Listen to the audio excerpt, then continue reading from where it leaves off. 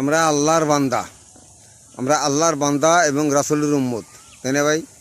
আমরা আল্লাহর বান্দা এবং রাসূলের উম্মত। রাসূল পাক সাল্লাল্লাহু আলাইহি সাল্লাম মৃত্যুর আগে বলে গেছে, হ্যাঁ আমার উম্মতরা, আমি দুইটা জিনিস রেখে গেলাম। একটা হলো আল্লাহর কোরআন আর আমার হাদিস। এই কোরআন, আল্লাহর কোরআন আর আমার হাদিস, এইগুলো তোমরা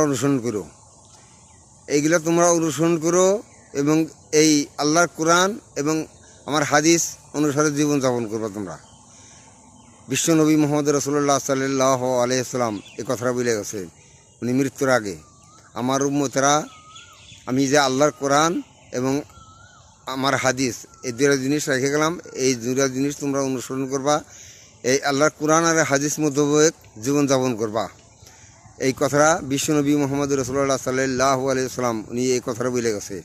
তাই আমরা আল্লাহর কোরআন এবং হাদিস এই দুইটাই হলো জীবন ব্যবস্থা। এই কোরআন হাদিস মোতাবেক যদি জীবনযাপন করতে পারি তাহলে হয়তো হাসরের মধ্যে আমরা নাজাত পাবো বা শান্তি পাবো, কবরে যাও শান্তি পাবো আল্লাহ। তা আমরা কোরআন এবং হাদিস মোতাবেক জীবনযাপন করবো। আল্লাহ তুমি তৌফিক দান করো।